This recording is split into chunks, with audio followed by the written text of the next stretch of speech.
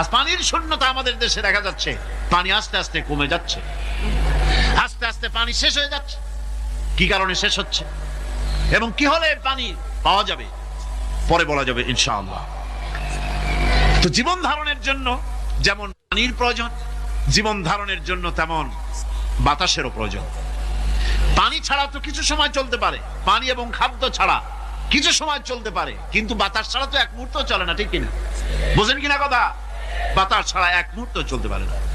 অথচ আল্লাহ রাব্বুল আলামিন এই বাতাস দিয়ে গোটা আকাশকে, শূন্য জায়গাগুলি বাতাস দিয়ে ভরে রেখেছেন, যাতে করে কারো বাতাসের কোনো অসুবিধা না হয়, শ্বাস করতে কোনো কষ্ট না হয়। প্রাণী জগৎকে বাতাস দিয়ে বাঁচিয়ে রাখার জন্য আল্লাহ পাক মহাশূন্যকে এভাবে সব এলাকা বাতাস দিয়ে ভরে রেখেছেন। এই জন্য তার নাম হচ্ছে রব। এটাই হচ্ছে রুবুবিয়তের নমুনা। আমার ভাইয়েরা, আল্লাহ রাব্বুল আলামিন পানি দিলেন, বাতাস দিলেন, খাদ্যের ব্যবস্থা করে দিলেন। শস্য শ্যামল এলাকায় আল্লাহ পাক সব জায়গাগুলিতে শস্য শ্যামল হোক অথবা উষর ধূসর মরুভূমি হোক, সারা পৃথিবী জুড়ে আল্লাহ রাব্বুল আলামিন খাবারের দস্তরখান বিছায় রেখেছেন। ওয়ামা মিন দাব্বাতিন ফিল আরদি ইল্লা আলাল্লাহি রিজকুহা। এই পৃথিবীর বুকে এমন কোন বিচরণশীল জীব নাই যেই জীবের রিজকের দায়িত্ব আমি আল্লাহ আমার নিজ হাতে গ্রহণ করি নাই। জোরে বলেন সুবহানাল্লাহ। সব রিজেক আমি ছড়াই রেখেছি বিশ্ব জুড়ে সর্বত্র। আল্লাহ পাক বলছেন, فَلْيَنْظُرِ الْإِنسَانُ إِلَى طَعَامِهِ أَنَّا صَبَبْنَا الْمَاءَ صَبًّا ثُمَّ شَقَقْنَا الْأَرْضَ شَقًّا فَأَنبَتْنَا فِيهَا حَبًّا। আল্লাহ পাক বলছেন, মানুষের উচিত নিজ খাদ্যাদির দিকে লক্ষ্য করা, নিজে খাদ্যের দিকে লক্ষ্য করা। যেহেতু এই খাদ্য প্রতিদিন তার সামনে আসে, এদিকে তার লক্ষ্য করা উচিত। আমি প্রথমে জমিনের উপরে পানি বর্ষণ করি, পরে জমিনকে দীর্ণ বিদীর্ণ করি, এরপরে জমিনের ভিতরে উর্বরা শক্তি আমি দান করি। কে বলতেছেন এই কথা? আল্লাহ পাক বলছেন। এরপরে আমি নানান জাতের ফসল ফলন তোমাদের জন্য আমি দান করে দেই। খাদ্যের দিকে নজর করতে এই জন্য আল্লাহ পাক বলেছেন, মানুষ চতুর্দিক থেকে তো চোখ ফিরাতে পারে, মুখ ফিরাতে পারে, কিন্তু খাদ্যের দিকে তার নজর করতেই হয়। সকালে, দুপুরে, বিকালে, রাত্রে সব সময় তার সামনে খাবার আছে। আল্লাহ পাক বলেন, খাবারের দিকে একটু নজর করো, কেমন ভাবে কি সুন্দর করে খাবারগুলি তৈরি করে দিয়েছি, শুরু কিভাবে হলো, পরিপক্ক কিভাবে হলো, সেদিকে তোমরা লক্ষ্য করো। সে লক্ষ্য তো করা নাই, সমানে খায়, বিসমিল্লাহ বলেন, আলহামদুলিল্লাহ বলেন, পাইকারি দরে খাইতেই থাকে। আল্লাহ পাক বলছেন, খাদ্যাদির দিকে লক্ষ্য করো। এই যে চাউল তোমরা খাচ্ছ, আটা খাচ্ছ, গম খাচ্ছ, মাছ খাচ্ছ, গোশ খাচ্ছ, তামাম পৃথিবীর সমস্ত বিজ্ঞানীরা একত্রিত হয়ে একটা চাউল বানাইতে পারবে? জোরে কোন পারবে? না পারবে। পারবে প্লাস্টিকের চাউল, আর কলেরা হয়ে মরবে। পৃথিবীর সমস্ত বিজ্ঞানীরা একত্রিত চাউল বানাতে পারবে না, একটা ডিম বানাতে পারবে না। পারবে একটা ডিম বানাতে? পারবে না। বিজ্ঞানীদের প্রশংসা আমরা করি, হ্যাঁ করি, বিজ্ঞানীরা অনেক কিছু বিশ্বকে উপহার দিয়েছে, কিন্তু মূল রবের কাছে আমরা যাই না, তাকে চিনতেও পারি না, সেখানে যাই না। বিজ্ঞানীরা কি করেছে? আল্লাহর বানানো জিনিসগুলি তারা ডিজাইন করেছে। ডিজাইন করতে তো নিষেধ নাই, আর ডিজাইন করাই যায়, সৃষ্টি করতে পারে না। বিজ্ঞানীরা সৃষ্টি করে নাই, ডিজাইন করেছে। কিরকম? আল্লাহ পাক চাউল তৈরি করেছেন। চাউল তৈরি করেছে কে? বলেন না সবাই। এখন আপনারা সেই চাউল দিয়ে পিঠা বানান, পায়েস বানান, সেই চাউল দিয়ে বা পিঠা, আরো কি যেন খাই চট্টগ্রামে রস দিয়া, ওটাকে কি কয়? দই পিঠা নাকি ধোঁয়া পিঠা। এইভাবে করে আপনি ডিজাইন তৈরি করছেন। আটা দিচ্ছে, আল্লাহ পাক আটা তৈরি করেছেন, গম দিয়েছেন, এই আটা দিয়ে গোলগোল্লা তৈরি হচ্ছে, এর দ্বারা রুটি তৈরি হচ্ছে, এর দ্বারা অসংখ্য রকমের সিমাই টিমাই ইত্যাদি দিয়ে, লাচ্ছা সিমাই, নানান রকমের সিমাই আপনি ডিজাইন করেন, অসুবিধা নাই। আল্লাহর তৈরি করা কাঠ দিয়ে ফার্নিচার তৈরি হচ্ছে, টেবিল হচ্ছে, গুষ্টি শুদ্ধ হচ্ছে। আল্লাহর তৈরি করা লোহা দিয়ে মাইক হচ্ছে, স্ট্যান্ড গান হচ্ছে, ব্রেন গান হচ্ছে, তারপরে প্লেন হচ্ছে। তাহলে আমি বলতে চাইলাম, বুঝাতে চাইলাম, সমস্ত জিনিস এর স্রষ্টা কে? জোরে বলেন কে? বিজ্ঞান শুধু এগুলি এক জায়গায় করে অ্যাসেম্বল করেছে, এগুলিকে এক জায়গায় করে এক একটা রূপ দিয়েছে। এখানে বিজ্ঞানের কৃতিত্ব আছে ঠিক, কিন্তু আপনারাই বলেন লোহা যদি আল্লাহ তৈরি না করতেন এই মাইক তৈরি হতো, রাইফেল তৈরি হতো? আর রাইফেল যদি নাই হতো তাহলে কারাগারের বন্দীগুলো মারতেন কি দিয়ে? রাইফেল যদি না হতো যুদ্ধ করতেন কি দিয়ে? ঠিক কিনা? যত মারামারি ইত্যাদি যা কিছু হচ্ছে, তো শুধু মারামারির জন্যই তো আল্লাহ লোহা বানান নাই। লোহার সবচাইতে বড় প্রয়োজন হচ্ছে জমিন কর্ষণ করা, জমিন চাষ করা। এই জমিন চাষের জন্য লাঙ্গল দরকার, শাবল দরকার, খুন্তা দরকার, কোদাল দরকার।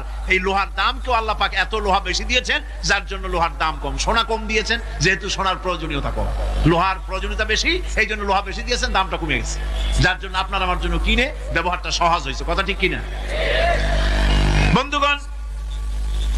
আল্লাহ রাব্বুল আলামিন এইভাবে করে মানুষের রুবুবিয়াতটা, আল্লাহ পাকের রুবুবিয়াত হচ্ছে তিনি মানুষকে সুন্দর করে সৃষ্টি করে যা কিছু প্রয়োজন সবকিছু খাওয়াচ্ছেন, দিচ্ছেন। সে আল্লাহ পাক প্রশ্ন করছেন, কুল মান ইয়ারযুকুকুম মিনাস সামাই ওয়াল আরদ আম্মান ইয়ামলিকুস সামআ ওয়াল আবসারা ওয়া মান ইয়াখরুজুল হাইয়্যা মিনাল মাইয়িতি ওয়া ইউখরিজুল মাইয়িতা মিনাল হাইয়্য। আকাশের প্রশস্ত বুক থেকে এবং জমিনের এই প্রশস্ত বুক থেকে কে রিজেক, তোমাদের খাদ্য কে উৎপাদন করে, কে নির্জীব থেকে সজীবকে বের করেন, আর কে সজীবকে নির্জীবে পরিণত করেন, তিনি কে? তিনি হচ্ছেন আল্লাহ পাক। আল্লাহ পাক বলছেন এই প্রশ্ন যদি তাদেরকে করা হয় তো তারা কি বলবে? আল্লাহ পাক বলেন, ওয়ামান ইউদাব্বিরুল আমরা ফাসায়াকুলুনা আল্লাহ ফাকুল আফালা তাত্তাকুন। হে নবী, এদেরকে প্রশ্ন করুন, এদেরকে যদি প্রশ্ন করা হয় এই পৃথিবীর সুন্দর পরিচালনা পদ্ধতি কে করেন, তাহলে তারা এক কথায় বলবে, নিজের থেকেই বলবে আল্লাহ। কে করছেন? সবকিছু আল্লাহ। আল্লাহ পাক বলেন, নবী তাহলে তাদেরকে বলেন এ কথা জানার পর, এ কথা বোঝার পরেও কেন তারা ঔদাসীন্যতা দেখাচ্ছে, কেন তারা গাফিল হয়ে যাচ্ছে, কেন তারা আল্লাহ পাককে ভয় করে তার পথের অনুসারী হচ্ছে না? যে আল্লাহ রাব্বুল আলামিন এত কিছু করছেন, তিনি তার পরিচয় সম্পর্কে বলে দিচ্ছেন, ফাযালিকুমুল্লাহু রাব্বুকুমুল হক ফামাযা বা'দাল হক ইল্লাদ দালাল। নিশ্চয়ই এসবের মূলে রয়েছেন তোমাদের রব, আমাদের আল্লাহ, আমাদের রব। প্রিয় ভাই সব, কোরআনের কথা বলতে গেলে রাতের পর রাত লেগে যায়, কারণ এক মহাসমুদ্র। এটা কি মহাসমুদ্র? কোরআন। এই কোরআন আল্লাহ তাআলা আমাদেরকে শুধু তেলাওয়াত করতে পাঠান নাই। আমাদের অভ্যাস হয়েছে যে খালি তেলাওয়াত করি, মুখস্থ করি। দেখেন না, রমজান মাস শেষ হয়ে গেলে পরে বন্ধু বান্ধব আত্মীয় স্বজন সব এক জায়গায় বসে এক একজন গল্প করে, ভাই আমার পুত্রবধূ 13 খতম, আমার বউ 7 খতম, আমার নাতনি 11 খতম, আর আমি এমনি খতম হয়ে গেছি। প্রিয় ভাই সব, আপনারা বলেন কোরআন শরীফকে এইভাবে শুধু খতম করার জন্য আসছে? আমি কিন্তু আপনাদের কোরআন শরীফ পড়া বা খতম করা নিষেধ করছি না। আমি উদ্দেশ্য বোঝাতে চাচ্ছি, আল্লাহ তাআলা এই কোরআনের জন্য নাজিল করেন নাই যে আমরা জ্বলবো আর পড়বো আর বুঝবো না। আচ্ছা ভাই, একটা বইয়ের নাম কোন তো পৃথিবীতে, একটা বইয়ের নাম আমাকে শোনান যে বইটা মানুষেরা না বুঝে পড়ে। পারবেন বলতে? পারবেন না। এমনকি আপনার ছোট্ট বাচ্চা কেজি 1, কেজি 2, কেজি 3-তে পড়ে, বা কি জানি করে নার্সারি গ্রুপে পড়ে, তারেও দেখবেন প্রত্যেকটা শব্দ বানান করিয়া অর্থ সহকারে বুঝে পড়ে। বলেন ঠিক কিনা? কিন্তু কপাল পোড়া মুসলমান জাতি একমাত্র মাজলুম কিতাব, আল্লাহর কিতাব কোরআন শরীফ পড়ে অথচ কিছু বোঝে না। ঠিক কিনা? আমি যদি এখন জিজ্ঞেস করি যে আপনারা কোরআন বুঝে পড়তে পারেন কয়জন, হাত তোলেন। যদি বলি হাত কি কম বেশি উঠবে না কম উঠবে? সেই জন্য হাত উঠাইতে বললাম না। এটা আমাদের জন্য কপাল পোড়ার লক্ষণ। কি পোড়ার লক্ষণ?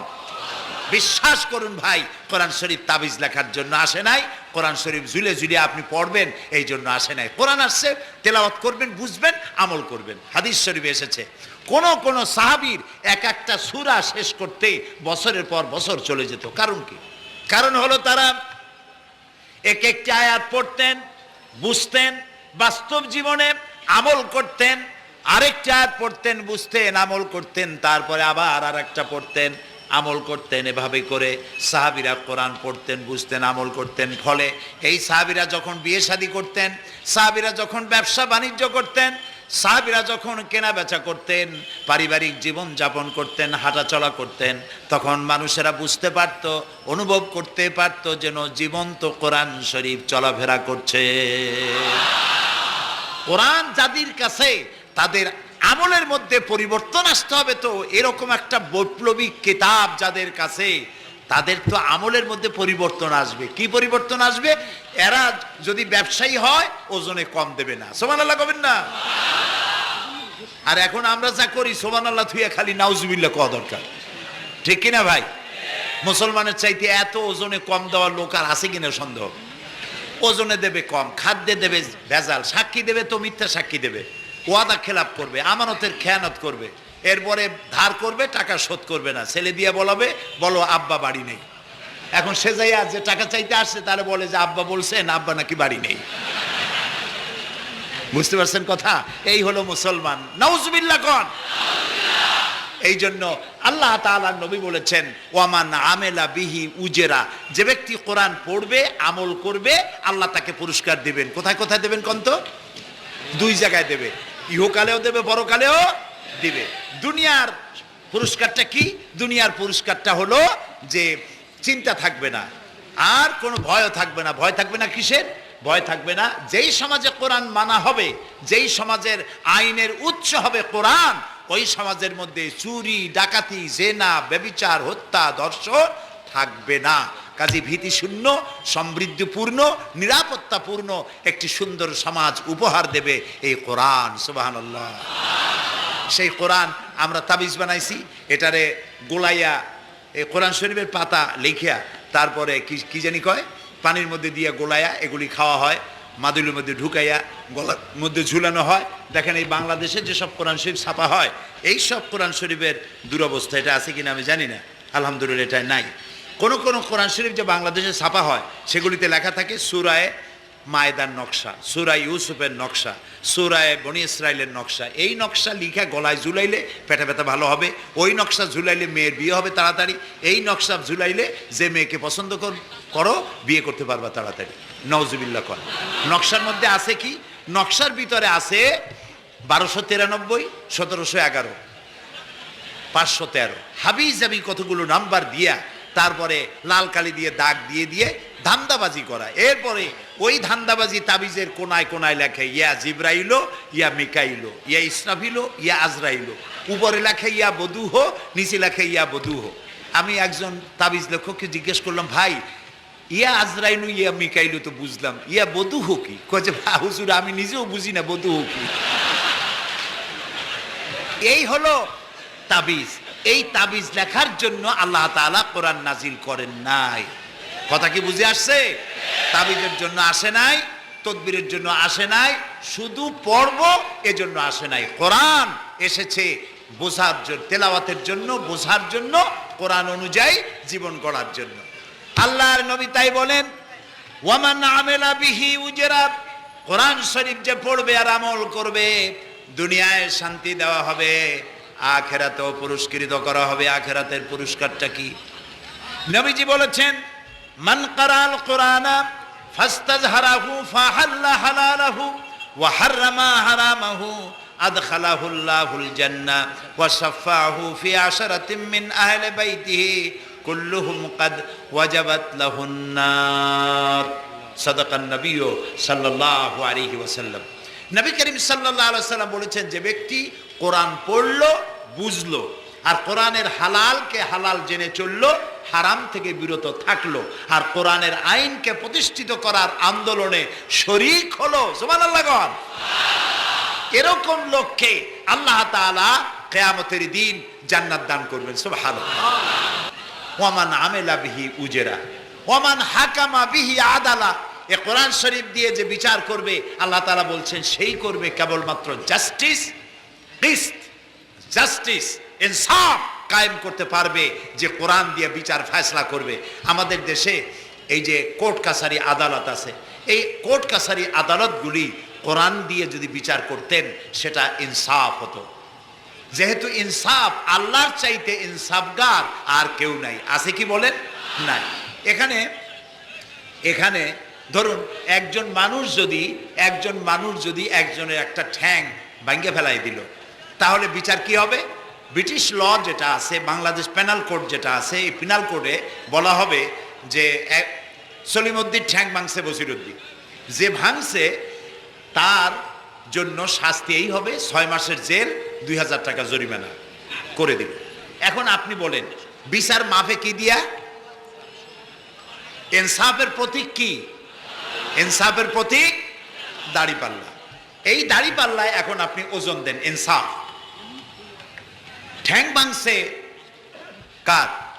সলিমউদ্দিন, তার ভাঙ্গা ঠ্যাং এক পাশে থন এক পাল্লায়, আর বসিরউদ্দিন ভাঙছে ঠ্যাং, সেই কারণে তার 2000 টাকা জরিমানা আর 6 মাসের জেল আর এক পাল্লায় রাখেন।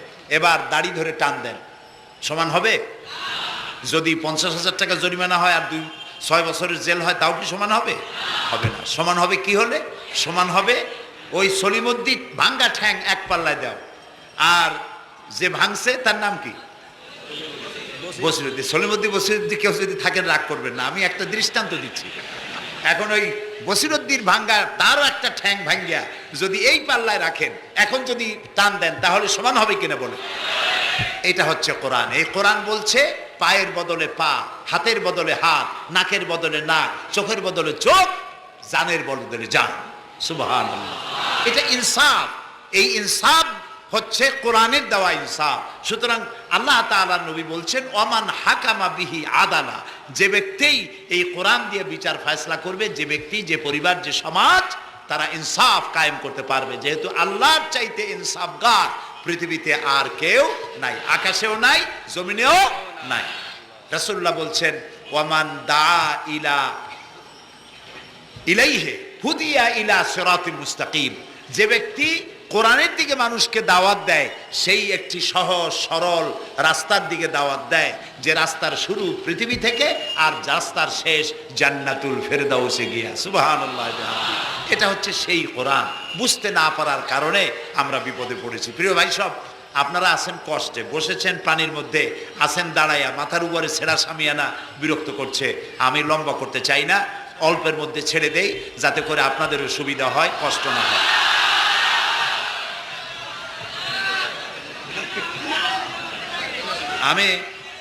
তবুও আমি খুব লম্বা করব না, অল্পতে আমরা যাতে বুঝতে পারি এরকম একটু কথা আমি বলতে চাই, একটু বলি।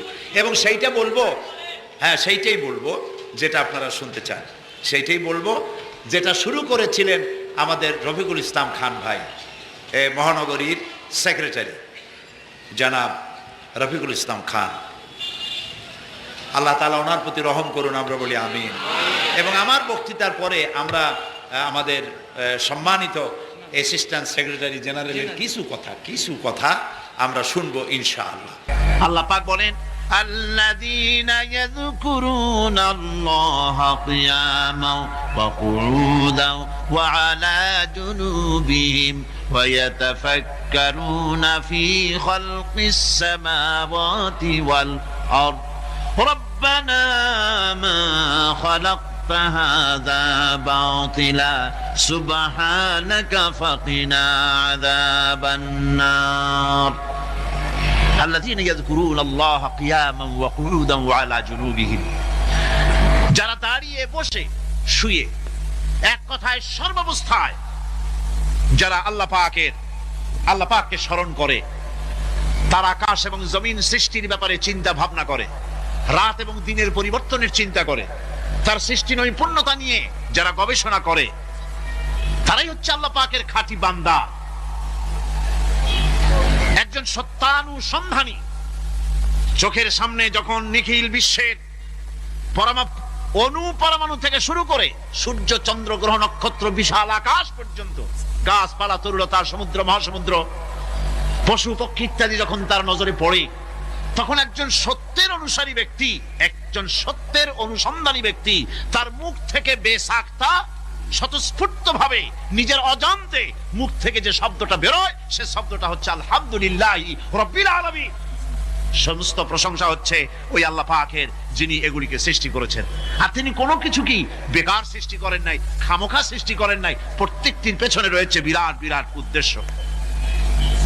এখানে মানুষের সবচাইতে বড় ভ্রান্তি, মানুষের সবচাইতে বড় ভুল, সেটা হলো এই, দুর্ভাগ্যজনক ভাবে সকল সৌন্দর্যের মহাশিল্পী আল্লাহ পাককে মানুষ ভুলে যায়। তারা প্রশংসা করে নদীর, প্রশংসা করে নারীর, নারীর অঙ্গ প্রত্যঙ্গ নিয়ে তারা কবিতা লেখে, নারীর সৌন্দর্য নিয়ে কবিতা লেখে, সাহিত্য রচনা করে, সূর্য নিয়ে, চন্দ্র নিয়ে, চাঁদের মায়াবী জ্যোৎস্না নিয়ে, এর সুন্দর সুষমা নিয়ে কবিতা লেখে, প্রজাপতির রং দিয়ে গান তৈরি করে, ফুলের সৌন্দর্য এবং তার সৌরভ দেখে মানুষ পাগল হয়ে যায়, এগুলির পিছনে গান, সাহিত্য ইত্যাদি কবিতা রচনা করে। কিন্তু এই সৌন্দর্য যিনি সৃষ্টি করেছেন সে আল্লাহ পাককে বেমালুম ভুলে যায়। সেই জন্য স্রষ্টার প্রশংসা করতে হবে। আল্লাহ পাক শিখাচ্ছে, শুরুতেই শিখাচ্ছে আলহামদুলিল্লাহি রাব্বিল আলামিন। পড়েন সবাই, আলহামদুলিল্লাহি রাব্বিল আলামিন। এখানে আল্লাহ প্রশংসা কার বলুন, কার? আল্লাহ নয়, আল্লাহ, আল্লাহ পাকের প্রশংসা। আল্লাহ হচ্ছে ইসমে জাত। আল্লাহ কি? ইসমে জাত। কোন ধরনের অনুবাদ দিয়ে আল্লাহ শব্দের ব্যাখ্যা বুঝানো যাবে না। আল্লাহ এটাকে যদি সৃষ্টিকর্তা লেখা হয় তাহলে আল্লাহ শব্দের হক আদায় হবে? সৃষ্টিকর্তা বলতে তো বুঝাই যায়, তা তো আছে খালেক, সৃষ্টিকর্তা না, সে নাম কি? খালেক। আল্লাহ এটা কি কোনো অনুবাদ দিয়ে সৃষ্টিকর্তা বলে বোঝানো যাবে না। আল্লাহ হচ্ছেন এমন, পৃথিবীতে যত ধর্মের লোকেরা তাদের স্রষ্টাকে ডাকে, কেউ বলে ভগবান, কেউ বলে ঈশ্বর, কেউ বলে পরমেশ্বর, কেউ বলে বিধাতা, কেউ বলে গড, কেউ বলে জিহোবা। বলেন এরকম? কথা না বললে বুঝি কি বলে।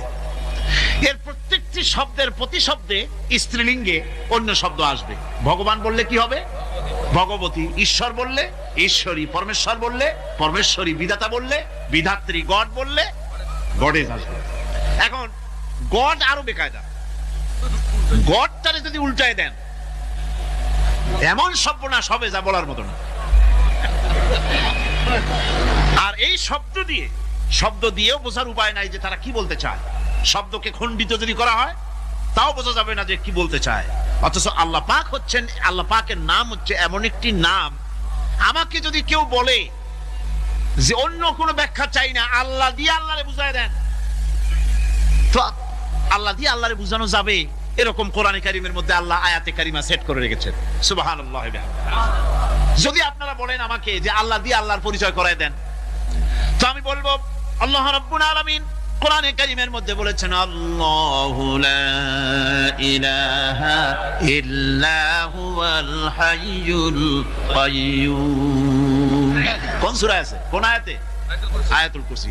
পড়তে ইচ্ছা করে না? পড়েন আমার সাথে।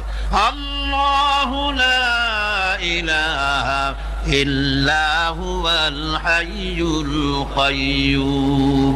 আল্লাহ হচ্ছেন তিনি যিনি ছাড়া কোনো উপাস্য নাই, কোনো ইলাহা নাই, কোনো মাবুদ নাই যিনি ছাড়া, আর কোনো ইবাদতের মালিক নাই। আর যিনি হচ্ছেন সদা জাগ্রত চিরঞ্জীব, সার্বভৌমত্বের একচ্ছত্র মালিক, যিনি সদা জাগ্রত চিরঞ্জীব, তিনি হচ্ছেন আল্লাহ। এখন কেউ যদি বলেন আল্লাহ অক্ষর কি, একটা অক্ষর বাদ দিয়া আল্লাহরে চিনায় দেন, তাও চিনানো যাবে। আল্লাহর প্রথম অক্ষর যদি বাদ দেন কি থাকবে? কোরআনে কারীম বলছে তা দিয়েও বোঝা যাবে। লিল্লাহি মা ফিস সামাওয়াতি ওয়া মা ফিল আরদ। আল্লাহ হচ্ছেন তিনি যার জন্য আকাশ আর জমিন, আকাশ এবং জমিনের একচ্ছত্র মালিক। এর মাঝখানে যা কিছু আছে সব কিছুর মালিকানা যার হাতের মুঠায়, তিনি আমার আল্লাহ। তিনি কে? আল্লাহ। এরপরে যদি বলেন আর একটা নাম ছেড়ে দেন, আলিফ সাল্লাম, একটা নাম ছেড়ে দিলাম, তাহলে কি থাকলো? লাহ থাকলো। দুইটা অক্ষর থাকলো লাহু, এই লাহু দিয়েও আল্লাহ রাব্বুল আলামিনের সিফাতকে, তার গুণকে বোঝা যাবে। লাহু মাকালিদুস সামাওয়াতি ওয়াল আরদ, আল্লাহ পাক বলেন আসমান এবং জমিনের রিজকের চাবিকাঠি আল্লাহ পাকের হাতে, যাকে খুশি তিনি পর্যাপ্ত রিজেক দান করেন। কেউ যদি বলেন লামটাও ফালায় দেন, লামটাও ছেড়ে দেন, দিলাম লাম একটা ছেড়ে, থাকলো কি একটা অক্ষর থাকলো হু, এই হু দিয়ে আমার আল্লাহরে চেনা যাবে। ওয়া হুয়াল গফুরুল ওয়াদুদুল আরশিল মাজিদ ফাআলুল লিমা ইউরিদ। আমার আল্লাহ হচ্ছেন তিনি যিনি ক্ষমাশীল, যিনি দয়াবান, যিনি বান্দাকে মহব্বত করেন, যিনি হচ্ছেন আরশে আজিমের মালিক, যা তিনি হচ্ছেন সেই মহান সত্তা যিনি যা খুশি তাই করতে পারেন। সুতরাং আল্লাহ হচ্ছেন এমন এক লফজ, এমন এক নাম, এমন এক ইসমে জাত যার কোনো বিকল্প নাই, যা অনুবাদ করে আল্লাহকে স্রষ্টা বললে এটা সারবে না, সৃষ্টিকর্তা বললে সারবে না। আল্লাহ পাকের নামের বিরাট বিশাল ব্যাপক অর্থ রয়েছে। সুতরাং আল্লাহকে আল্লাহই বলতে হবে। আল্লাহকে কি বলতে হবে? আল্লাহ আল্লাহ আল্লাহ। কত মজাই নামে, সুবহানাল্লাহ ওয়া বিহামদিহি, কত মজাই নামে। দেখেন আল্লাহ রাব্বুল আলামিন এমন রব, বাংলাদেশের কুকুর আর আমেরিকা ইউরোপের প্রধান দেশের কুকুর একরকম নয়। আমাদের দেশের পশু ইউরোপ আমেরিকা শীত প্রধান দেশের পশু একরকম নয়। তার কারণ হলো আমাদের দেশে শীত কম, নাতিশীতোষ্ণ অঞ্চলের মধ্যে খানিকটা পড়ে যায়। এখানে পশুদের গায়ে কম পশম থাকলে কোনো অসুবিধা নাই। ভেড়া, ঘোড়া, কুকুর, বন্য প্রাণীকে কেউ তো কম্বল দেয় না, ল্যাপ দেয় না, রাজাই দেয় না, খাতা দেয় না, চাদর দেয় না। আল্লাহ রাব্বুল আলামিন তিনি এমন রব, শীত প্রধান দেশের পশুদের গায়ে পশম দিয়া চিরস্থায়ী কম্বল জড়ায় দিয়েছেন। এর নাম হচ্ছে রব। প্রতিপালনের পদ্ধতি কি সুন্দর করে তিনি প্রতিপালন করছেন, কি সুন্দর করে তিনি পশু পক্ষীগুলিকে তাদের আহার জোগাড় করছেন, প্রতিপালন করছেন। তিনি রব, মানুষকে সৃষ্টি করেছেন, আমাদেরকে সৃষ্টি করেছেন, সব চাইছেন, সুবহানাল্লাহ ওয়া বিহামদিহি, সকল প্রয়োজন মিটিয়েছেন, একটা জিনিস বাদ রাখেন না। আমাদের মুখে দাঁতের দরকার ছিল, মায়ের পেট থেকে দাঁত নিয়ে আসিনি। মায়ের পেট থেকে আসার পরে আমাদের খাবারের দরকার ছিল। লক্ষ্য করেন রব কারে বলে, লক্ষ্য করুন। মায়ের পেটের মধ্যে যখন ছিলাম ওখানে কোনো রোগের জীবাণু ঢুকতে পারে নাই। ফি করারিম মাকিন, একটি সুরক্ষিত জায়গায় আল্লাহ রাব্বুল আলামিন বাচ্চাকে রেখেছেন, যেখানে কোনো সর্দি হবে না, জ্বর হবে না, সর্দি হবে না, ব্রঙ্কাইটিস হবে না, ডায়াবেটিস হবে না, প্রেসার হবে না। মায়ের পেটের মধ্যে বাচ্চাকে এমন জায়গায় আল্লাহ যত্ন করে রেখেছেন। এই বাচ্চা যখন মায়ের পেট থেকে বেরিয়ে এলো তখন তার পরিবেশ অত্যন্ত খারাপ। এখানে পলিউশন আছে, এখানে কার্বন ডাই অক্সাইড আছে, এখানে বিষাক্ত হাওয়া আছে, এখানে দূষিত আবহাওয়া রয়েছে। প্রতি মুহূর্তে রোগ তাকে হামলা চালাতেছে। এই রোগের থেকে সে বাচ্চা বাঁচবে কি করে?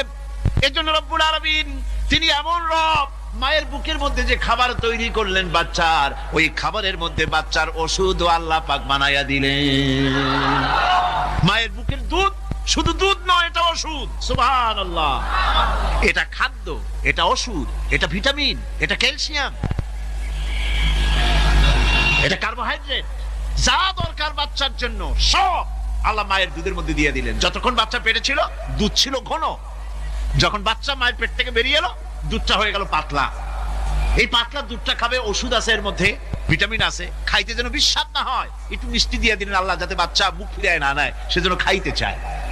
তারপরে যখন বাচ্চার হাড্ডি খেতে হবে, মাছ খেতে হবে, গোশত খেতে হবে, দুধের আর দরকার নাই। তার শরীরের ভিতরে রেজিস্ট্যান্স, রোগ প্রতিরোধক শক্তি তৈরি হয়েছে। এখন আরো ভালো খাবার দরকার। আল্লাহ রাব্বুল আলামিন মায়ের দুধকে শুকায় দিলেন, চুষলো আর পাওয়া যাবে না, দুধ শুকায় গেছে। এখন বাইরের খাবার খেতে হবে। আসছিল তখন বুকে দাঁত ছিল না, বাইরে যখন এলো দাঁতের যখন দরকার হলো, কোন আল্লাহর বান্দা কি আল্লাহর কাছে দরখাস্ত করেছেন যে আল্লাহ আমার কয়েকখান দাঁত দাও, দাঁত ছাড়া আমি চাবাই কেমনে? এই সবগুলি দাঁত কে সেট করে দিলেন? রব্বুল আলামিন দাঁতগুলিকে সেট করে দিলেন। মুখের মধ্যে দাঁত এসে গেল।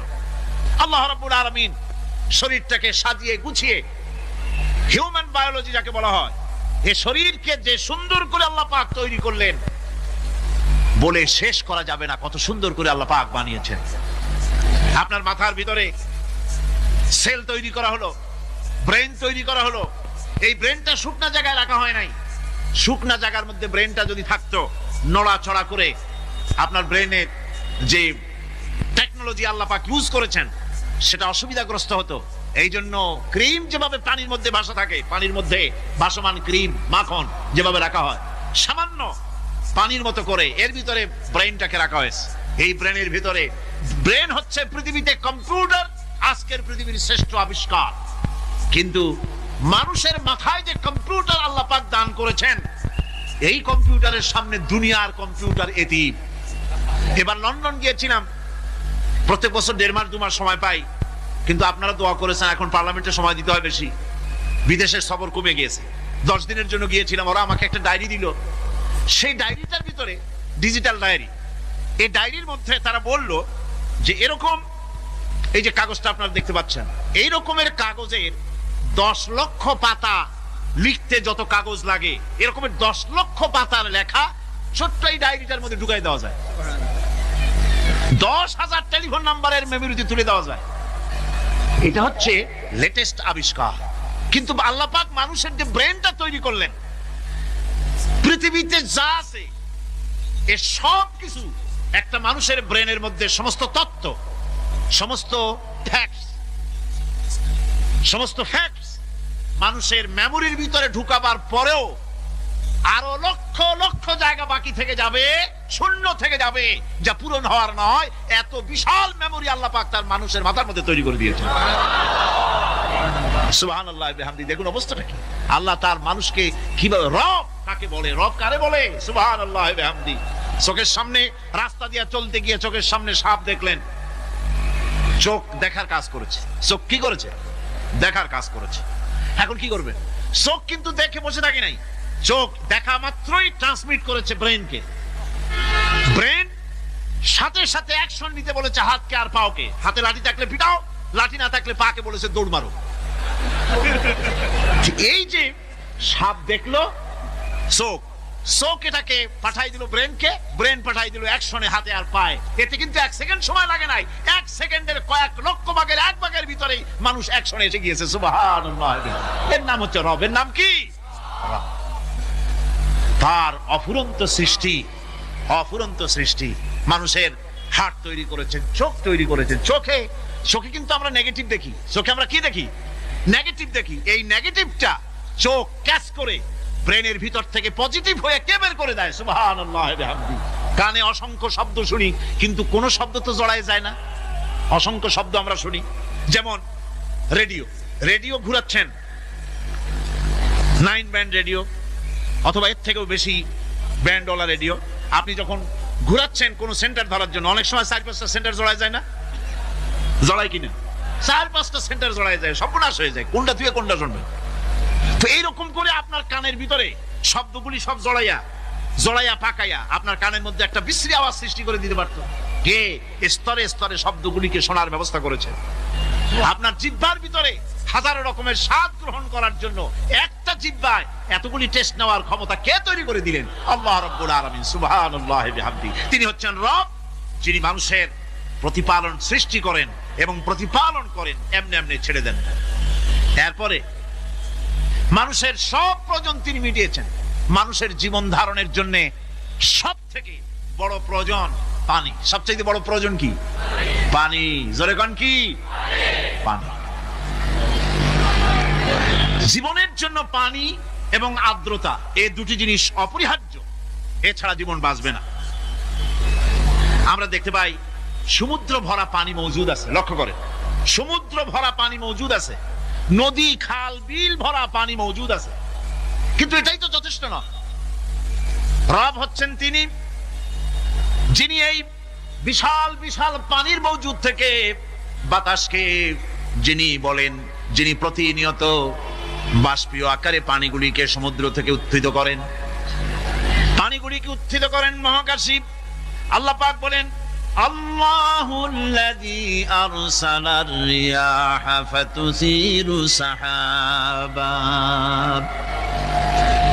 বাষ্প হয়ে পানিগুলি আকাশে উত্থিত হয় এবং মহাকাশে যাওয়ার পর এই পানিগুলি, লবণাক্ত পানিগুলি আল্লাহর মেশিনে সেগুলি মিষ্টি হয়ে যায়। জোরে কোন সুবহানাল্লাহ। পানিগুলি মিষ্টি হয়ে গেল, ওই মিষ্টি পানি আল্লাহ রাব্বুল আলামিন নাজিল করে দিলেন। এবার বৃষ্টি কণা কণা হয়ে পড়লো, ফোঁটা ফোঁটা বৃষ্টি। আল্লাহ খুঁজে দেখলেন বৃষ্টির ফোঁটাগুলি পৃথিবীর প্রতিটি কণা তালাশ করে তৃষ্ণার্ত কণাগুলিকে আল্লাহ পাক ভিজায় দিলেন। সেই জন্য তার নাম হলো রব। তিনি হচ্ছেন রব, প্রয়োজন মিটান।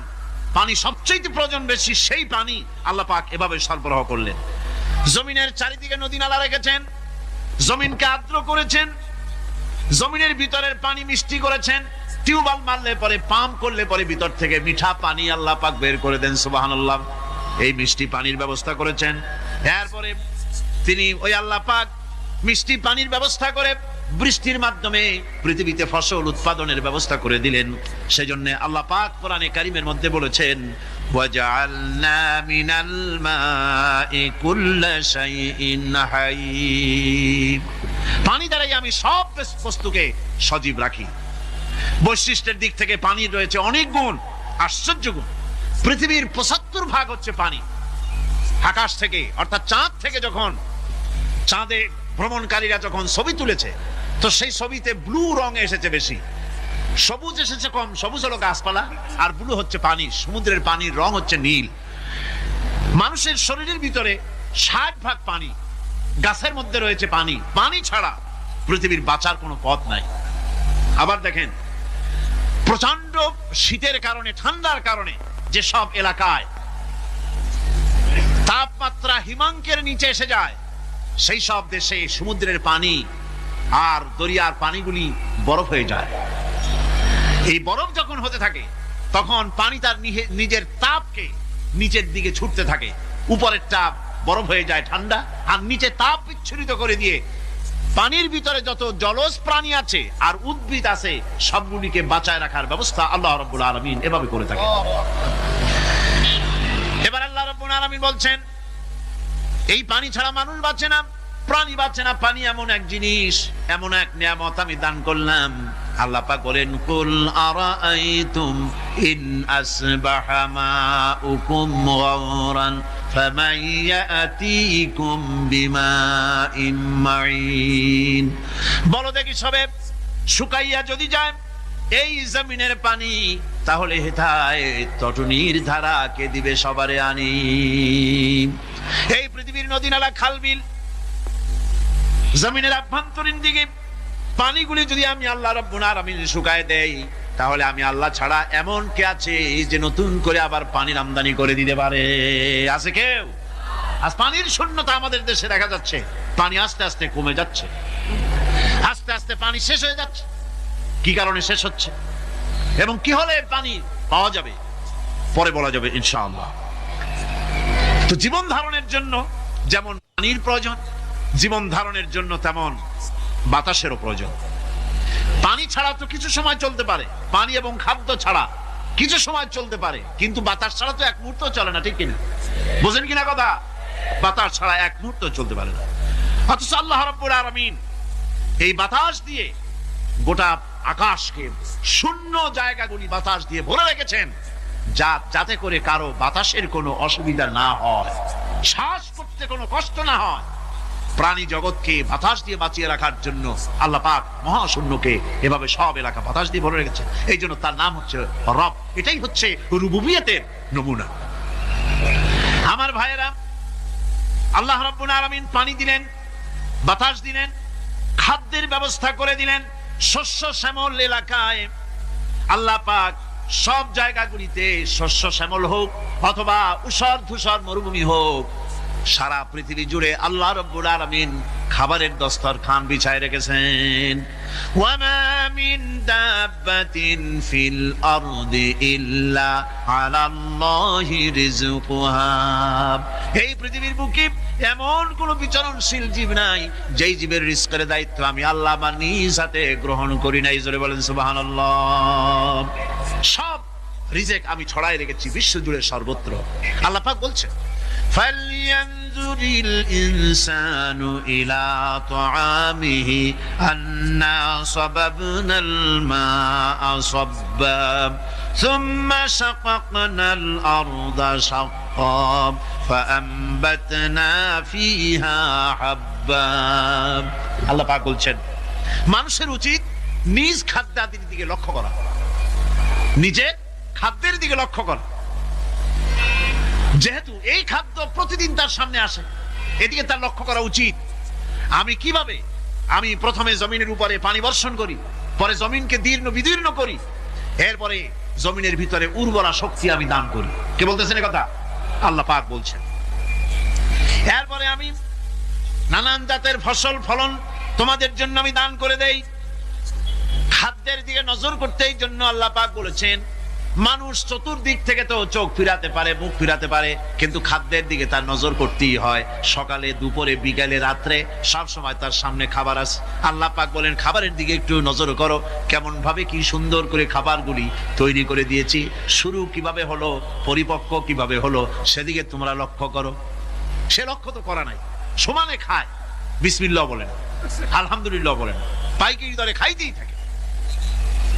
আল্লাহ পাক বলছেন খাদ্যাদির দিকে লক্ষ্য করো। এই যে চাউল তোমরা খাচ্ছ, আটা খাচ্ছ, গম খাচ্ছ, মাছ খাচ্ছ, গোশ খাচ্ছ, তামাম পৃথিবীর সমস্ত বিজ্ঞানীরা একত্রিত হয়ে একটা চাউল বানাইতে পারবে?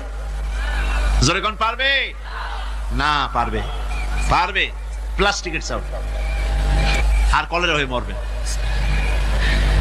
পৃথিবীর সমস্ত বিজ্ঞানীরা একত্রিত চাউল বানাতে পারবে না, একটা ডিম বানাতে পারবে না। পারবে একটা ডিম বানাতে? পারবে না। বিজ্ঞানীদের প্রশংসা আমরা করি, হ্যাঁ করি, বিজ্ঞানীরা অনেক কিছু বিশ্বকে উপহার দিয়েছে, কিন্তু মূল রবের কাছে আমরা যাই না, তাকে চিনতেও পারি না, সেখানে যাই না। বিজ্ঞানীরা কি করেছে? আল্লাহর বানানো জিনিসগুলি তারা ডিজাইন করেছে। ডিজাইন করতে তো নিষেধ নাই, আর ডিজাইন করাই যায়, সৃষ্টি করতে পারে না। বিজ্ঞানীরা সৃষ্টি করে নাই, ডিজাইন করেছে। কিরকম? আল্লাহ পাক চাউল তৈরি করেছেন। চাউল তৈরি করেছে কে? বলেন না সবাই। এখন আপনারা সেই চাউল দিয়ে পিঠা বানান, পায়েস বানান, সেই চাউল দিয়ে বা পিঠা, আরো কি যেন খাই চট্টগ্রামে রস দিয়া, ওটা কি কয়? দই পিঠা নাকি ধোঁয়া পিঠা। সেইভাবে করে আপনি ডিজাইন তৈরি করছেন। আটা দিচ্ছে, আল্লাহ পাক আটা তৈরি করেছেন, গম দিয়েছেন, এই আটা দিয়ে গোলগোল্লা তৈরি হচ্ছে, এর দ্বারা রুটি তৈরি হচ্ছে, এর দ্বারা অসংখ্য রকমের সিমাই টিমাই ইত্যাদি দিয়ে, লাচ্ছা সিমাই, নানান রকমের সিমাই আপনি ডিজাইন করেন, অসুবিধা নাই। আল্লাহর তৈরি করা কাঠ দিয়ে ফার্নিচার তৈরি হচ্ছে, টেবিল হচ্ছে, গুষ্টি শুদ্ধ হচ্ছে। আল্লাহর তৈরি করা লোহা দিয়ে মাইক হচ্ছে, স্ট্যান্ড গান হচ্ছে, ব্রেন গান হচ্ছে, তারপরে প্লেন হচ্ছে। তাহলে আমি বলতে চাইলাম, বুঝাতে চাইলাম, সমস্ত জিনিস এর স্রষ্টা কে? জোরে বলেন কে? বিজ্ঞান শুধু এগুলি এক জায়গায় করে অ্যাসেম্বল করেছে, এগুলিকে এক জায়গায় করে এক একটা রূপ দিয়েছে। এখানে বিজ্ঞানের কৃতিত্ব আছে ঠিক, কিন্তু আপনারাই বলেন লোহা যদি আল্লাহ তৈরি না করতেন, মাইক তৈরি হতো, রাইফেল তৈরি হতো? আর রাইফেল যদি নাই হতো তাহলে কারাগারের বন্দীগুলো মারতেন কি দিয়ে? রাইফেল যদি না হতো যুদ্ধ করতেন কি দিয়ে? ঠিক কিনা? যত মারামারি ইত্যাদি যা কিছু হচ্ছে, তো শুধু মারামারির জন্যই তো আল্লাহ লোহা বানান নাই। লোহার সবচাইতে বড় প্রয়োজন হচ্ছে জমিন কর্ষণ করা, জমিন চাষ করা। এই জমিন চাষের জন্য লাঙ্গল দরকার, শাবল দরকার, খন্তা দরকার, কোদাল দরকার। এই লোহার দাম কেউ আল্লাহ পাক এত লোহা বেশি দিয়েছেন, যার জন্য লোহার দাম কম। সোনা কম দিয়েছেন, যেহেতু সোনার প্রয়োজনীয়তা কম, লোহার প্রয়োজনীয়তা বেশি, এই জন্য লোহা বেশি দিয়েছেন, দামটা কমে গেছে, যার জন্য আপনার আমার জন্য কিনে ব্যবহারটা সহজ হয়েছে। কথা ঠিক কিনা বন্ধুগণ?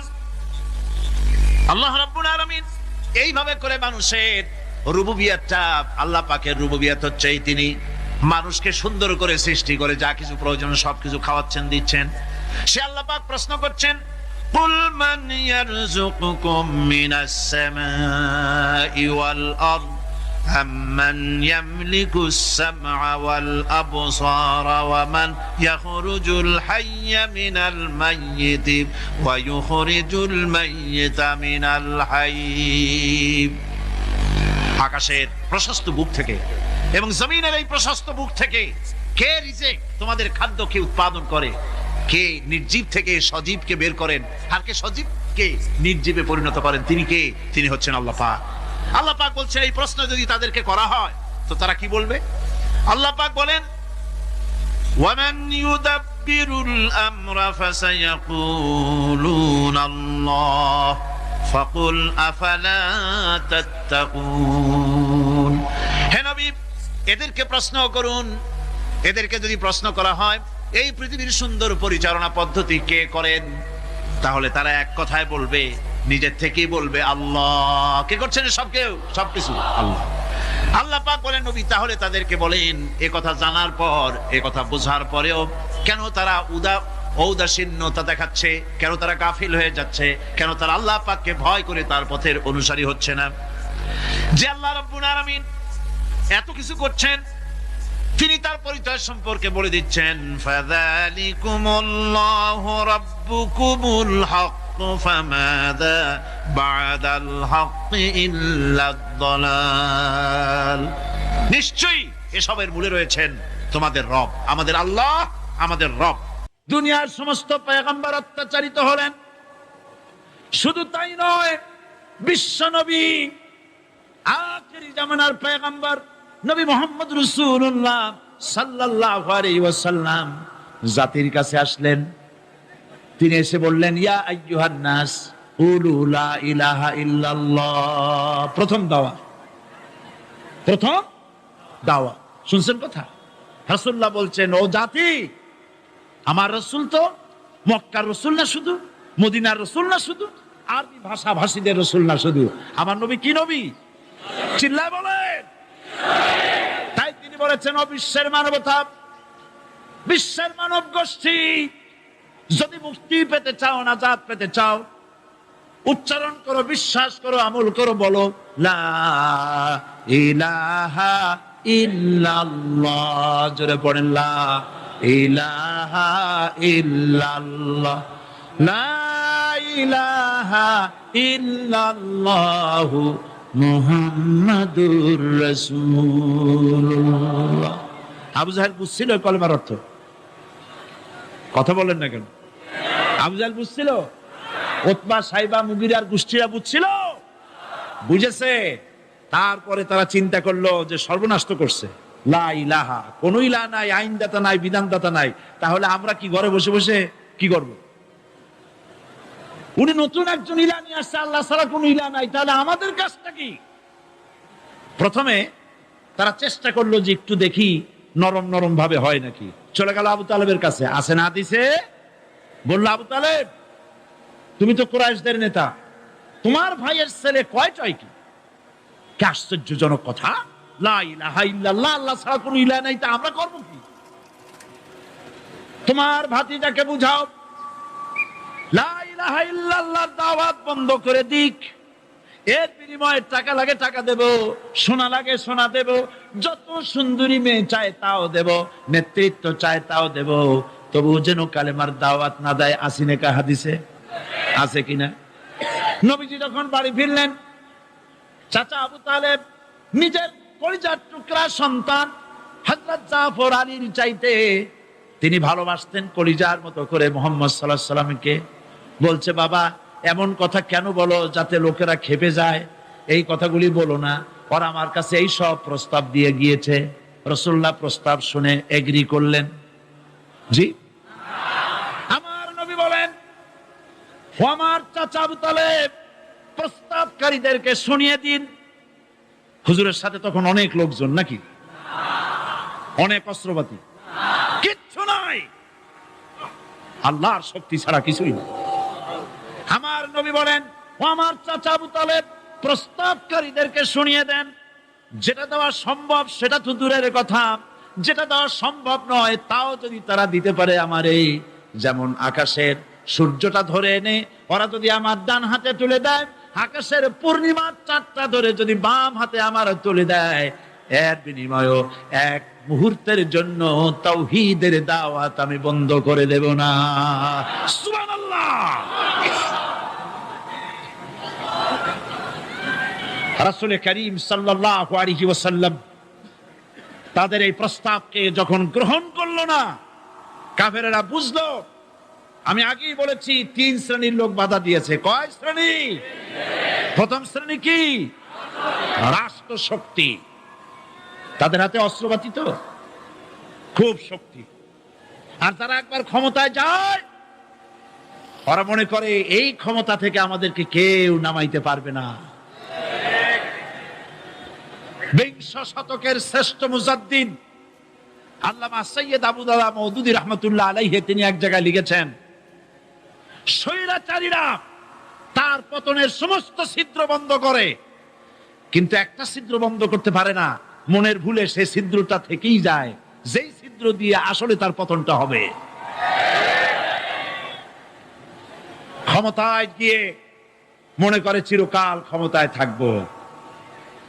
ভারতের প্রধানমন্ত্রী পণ্ডিত জওয়াহরলাল নেহেরু রাঁচি পাগলাগারদে গিয়েছেন, মেন্টাল হসপিটাল। পাগলেরা নেহেরুকে দেখে আশ্চর্য হয়ে গেছে, এত সুন্দর মানুষ, মাথায় কিস্তি টুপি, গায়ে শেরওয়ানি, মুসলমানি ড্রেসই আলাদা। যদিও তিনি হিন্দু ছিলেন, পরেছেন মুসলমানি ড্রেস। শেরওয়ানি কাদের পোশাক? কাদের পোশাক? হাতে ছড়ি নিয়ে হাঁটা, স্টাইল করে, সুন্দর পাজামা, সুন্দর টুপি, সুন্দর সাজসজ্জা করে, মুসলমানদের ড্রেস। এই ড্রেস পরে তিনি গিয়েছেন, সবসময় যে ড্রেস তিনি পরতেন। পাগলেরা জিজ্ঞেস করছে, তুমি কে গো?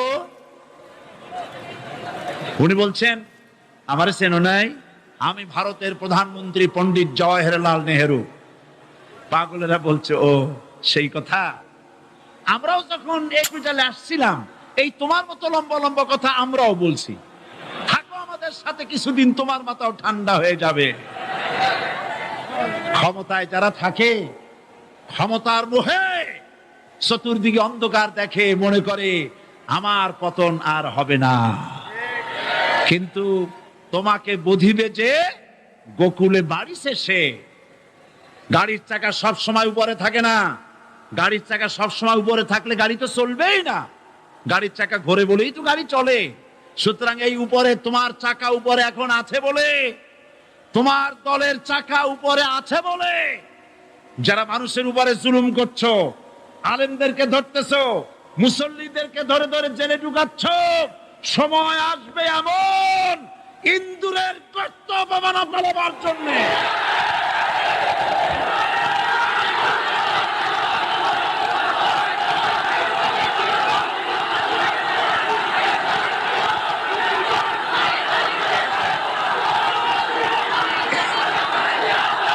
আবু জাহেলের গোষ্ঠী,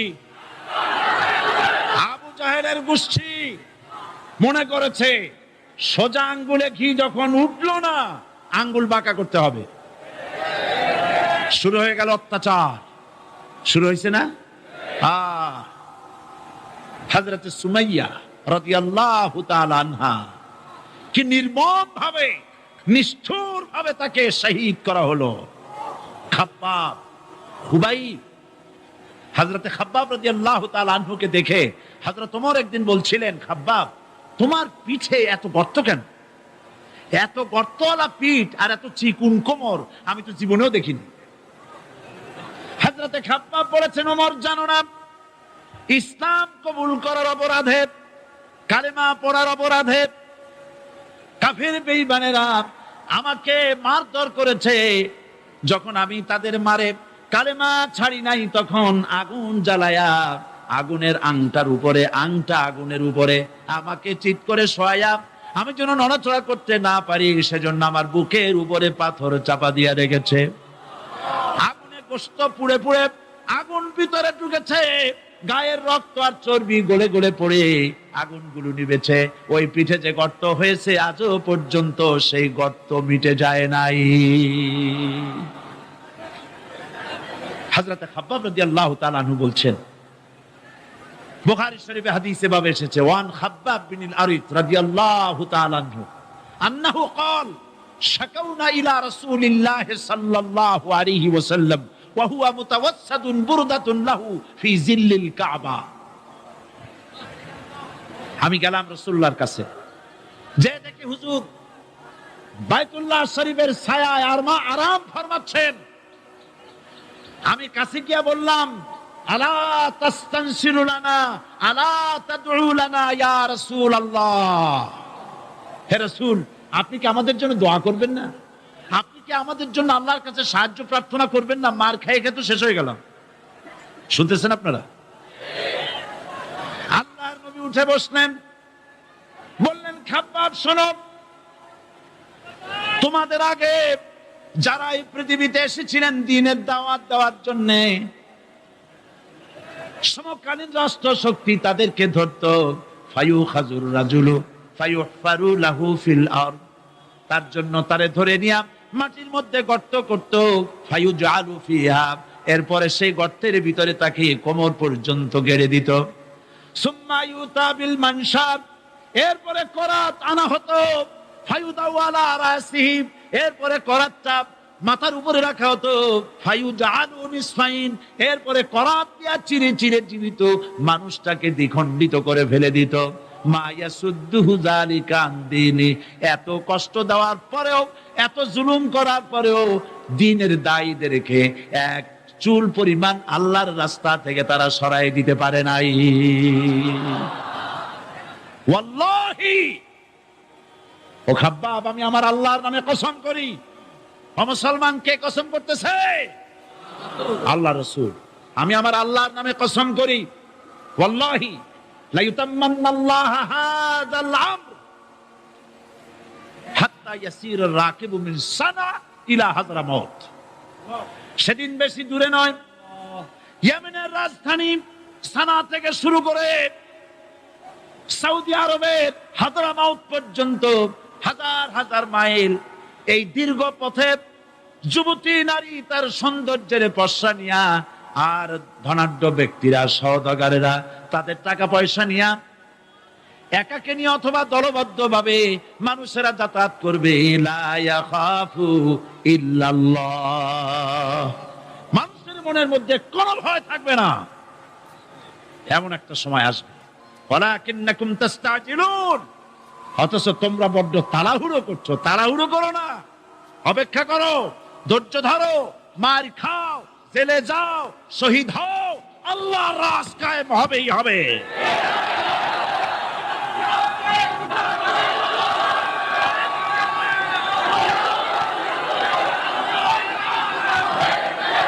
বিল্ডিং থেকে শিক্ষা গ্রহণ করুন, বিল্ডিং, ইমারত, দালান থেকে শিক্ষা গ্রহণ করুন। এই যেটা দালান আছে না পাশে, দেখতে পাচ্ছেন? এই দালান কি দিয়ে তৈরি করা হয়েছে বলেন? ইট। সমস্ত ইটেরা যদি ধর্মঘট করত, আমরা কেউ মাটির তলায় যাব না, কেউ আমরা আগুনে পুড়ে ঝামা হব না, পিঠ হব না, কেউ আমরা টুকরা টুকরা হব না, সবাই থাকবো উপরে উপরে, তাহলে কি দালান হইতো নাকি? এই বিল্ডিং নির্মাণ করতে গিয়া ইটের যে স্যাক্রিফাইস, হাজার হাজার ইটকে পিক হতে হয়েছে, পুড়ে যেতে হয়েছে, খোয়া হতে হয়েছে, ভেঙে টুকরা 50 ফিট মাটির নিচে যেতে হয়েছে, তারপরে ইমারত গঠন হয়েছে, সুন্দর দালান তৈরি হয়েছে। যারা ইসলামী শাসন চান, আল্লাহর দ্বীনকে বিজয়ী দেখতে চান, তাদেরকে অসংখ্য মানুষকে পোড়াইটের মতো জেলখানায় পুড়ে পুড়ে মরতে হবে, অসংখ্য মানুষকে ফাঁসির কাস্তে ঝুলতে হবে, গায়ের রক্ত দিতে হবে, শহীদ হতে হবে, তারপরে ইসলামের ইমারতটা কায়েম হয়ে যাবে। শায়ের, কবি কি সুন্দর করে বলছেন, কবি সুন্দর করে বলছেন, ये शहादत गाहे उल्फत में कदम रखना, ये शहादत गाहे उल्फत में कदम रखना, लोग समझते हैं आसा है मुसलमान होना। মানুষেরা মনে করে মুসলমান হওয়া খুব সহজ জিনিস। না, মুসলমান হওয়ার অর্থ হলো শাহাদাতের ঈদগাহে শামিল হয়ে যাওয়া।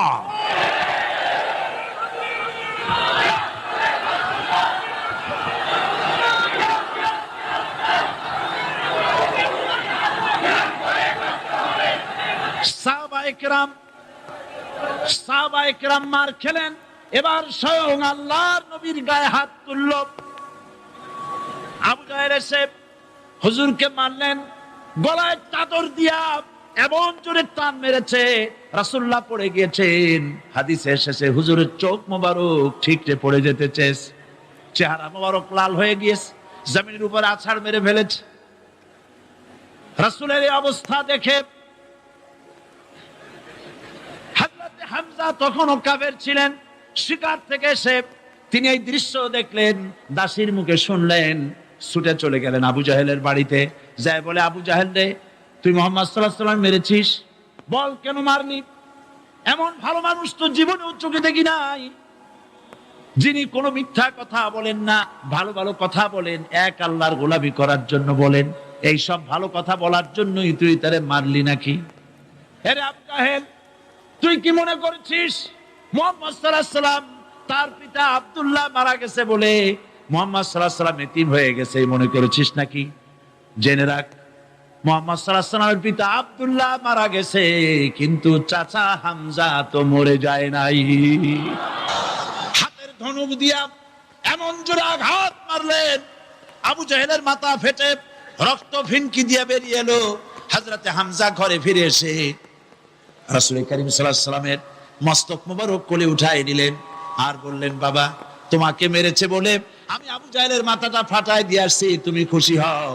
হুজুর বলছেন, চাচা, কার মাথা ফাটাইছো এইটা বলে আমারে খুশি করতে পারবা না। হযরতে হামজা বলেন, তুমি কি হলে খুশি হবে? হুজুর বলেন, হামজা চাচা গো, আমি খুশি হব যদি একটিবার চাচা তোমার মুখে শুনতে পাই ঈমানের কালেমা। হযরতে হামজা বলেন, মুহাম্মদ সাল্লাল্লাহু আলাইহি ওয়াসাল্লাম, আমি বুঝতে পেরেছি তুমি কোনো সাধারণ মানুষ নও। সাধারণ মানুষ হলে পরে তুমি প্রতিশোধে বিশ্বাসী হতে, খুশি হতে। প্রতিশোধে বিশ্বাসী হও নাই, তুমি অবশ্যই আল্লাহর নবী, কোনো সন্দেহ আমার নাই। তুমি সাক্ষী থাকো, আমি পড়ে নিলাম, লা ইলাহা ইল্লাল্লাহু মুহাম্মাদুর রাসূলুল্লাহ। জোরে পড়ে, লা ইলাহা ইল্লাল্লাহু মুহাম্মাদুর রাসূলুল্লাহ। ঘাবড়াবার কারণ নাই। এর অর্থ এই নাই যে আপনারা কালেমার দাওয়াত দিবেন আর রাষ্ট্রশক্তি আপনারে পিটাইতেই থাকবে, আপনার কোনদিন আপনার সুদিন ফিরে আসবে না। বিষয়টা কি এমন না? আমার আল্লাহর ওয়াদা শুনুন, ওয়ালা তাহিনু ওয়ালা তাহজানু ওয়া আনতুমুল আলাউনা ইন কুনতুম মুমিনিন। মুমিন যদি হও, আমি তোমাদেরকে বিজয় দান করব। সুবহানাল্লাহ বলেন। আজ যদি আমাদের উপরে বিপদ এসে থাকে, তাহলে তার একমাত্র কারণ পূর্ণাঙ্গ ঈমানের অভাব আমাদের মধ্যে রয়েছে, ঠিক কিনা? আজ পৃথিবীতে সব থেকে মার খায় কারা? চিল্লায় বলো। আলজেরিয়ায় কারা? বসনিয়ায় কারা? চেচনিয়ায় কারা? প্যালেস্টাইনে কারা? প্যালেস্টাইনের মুসলমানদেরকে মারি মারি শেষ করে দিল। দেখছেন ছবিতে না? দেখেন না? প্যালেস্টাইনের মুসলমানদের যে কে যখন মারা হচ্ছে, বাংলাদেশের প্রধানমন্ত্রী তখন আমেরিকায় ক্লিনটনের সঙ্গে কথা বলতেছেন। তিনি ক্লিনটনের কাছে তার পিতৃ হত্যার জন্য দায়ী সাজাপ্রাপ্ত 3 জন ব্যক্তিকে ফেরত চাচ্ছিলেন। আমার দৃষ্টিতে এটা কোনো অপরাধ নয়। সন্তান তার পিতার প্রতি আকর্ষণ থাকবেই। আমার আপত্তি সেখানে আপনি প্রধানমন্ত্রী শুধু শেখ পরিবারের প্রধানমন্ত্রী নন, শুধু আওয়ামী লীগের প্রধানমন্ত্রী হওয়া উচিত নয় আপনার। আপনি পৃথিবীর দ্বিতীয় বৃহত্তম বাংলাদেশের 12 কোটি মুসলমানের প্রধানমন্ত্রী। পিতৃ হত্যার আসামি ফেরত চাইলেন, কিন্তু বিল ক্লিনটনের আশ্রয় প্রশ্রয় লালিত পৃথিবীর অসভ্য জাতি সন্ত্রাসী ইহুদিরা প্যালেস্টাইনের মুসলমানদেরকে পাখির মতো গুলি করে হত্যা করছে। আপনি কেন এর জবাব চাইলেন না?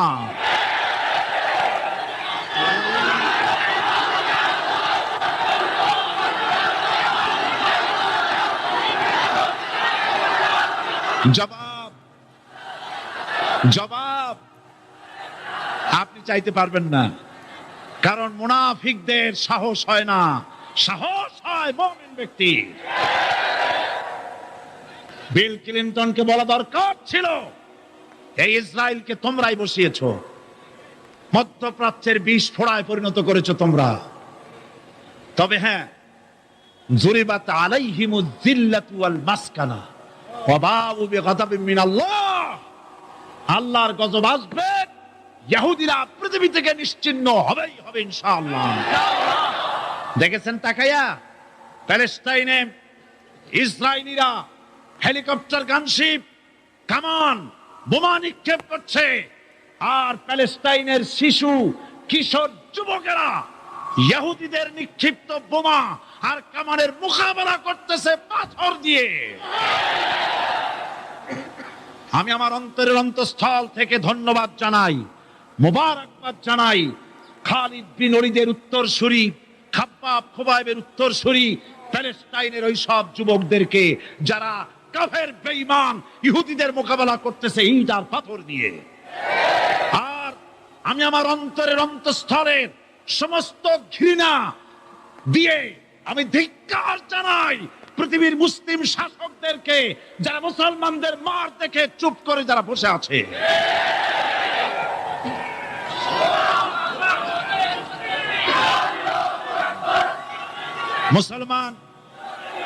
মুসলমান যদি মুসলমানের মতো হয়, 10 জন যথেষ্ট।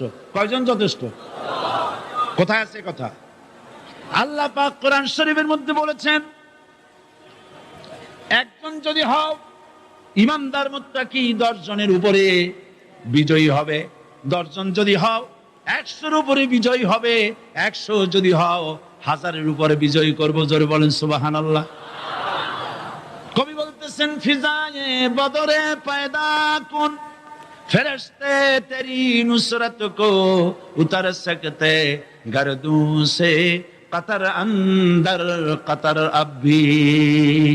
বদরের মুসলমানদের মতো ঈমান আনো, তাহলে আকাশ থেকে কাতারে কাতারে ফেরেশতা নাজিল করে দিয়ে আল্লাহ পাক তোমাদেরকে সাহায্য করবেন। সুবহানাল্লাহ। সে আল্লাহ আছে না নাই? জোরে বলেন আছে না নাই?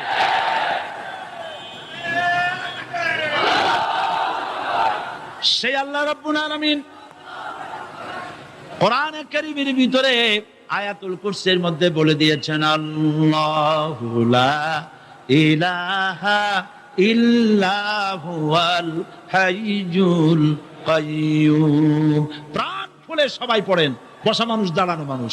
আল্লাহু লা ইলাহা ইল্লা হুয়াল হাইয়ুল কাইয়্যুম। আল্লাহ রাব্বুল আলামিন, তিনি ছাড়া কোনো ইলাহ নাই, তিনি সার্বভৌমত্বের মালিক, কেউ নাই আল্লাহ ছাড়া। এই কথা মানুষকে ঘোষণা করতে হবে। বাধা, এই কথা বললেই বাধা দেবে কয় শ্রেণীর লোক? 3 শ্রেণীর। প্রথম শ্রেণী হচ্ছে কে? রাষ্ট্রশক্তি। আজও তারা বাধা দিচ্ছে।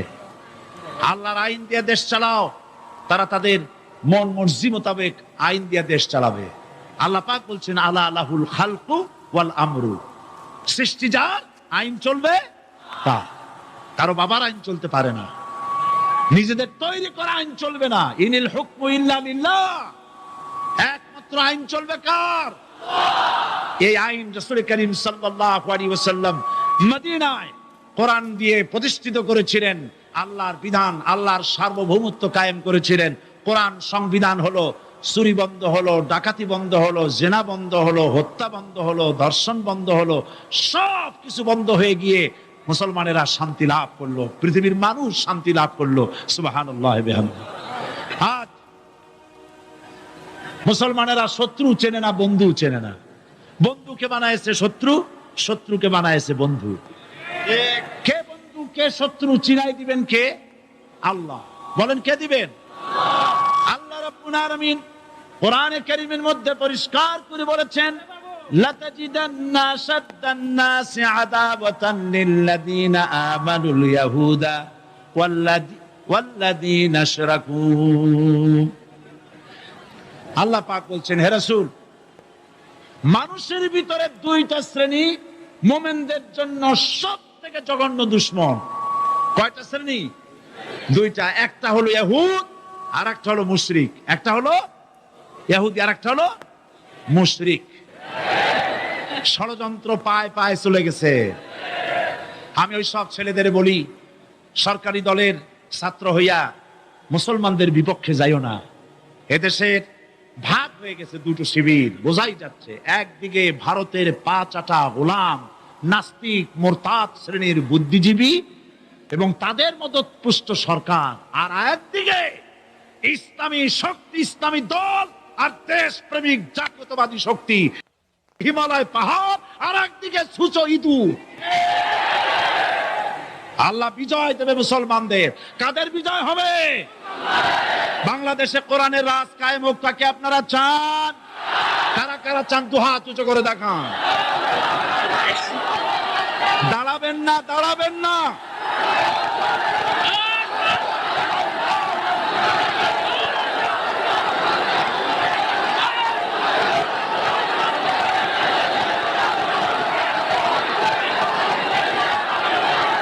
বসুন, বসুন, আবার বসেন, বসুন। জোরে সরে জিকির করেন লা ইলাহা, আরো জোরে লা ইলাহা, লা ইলাহা,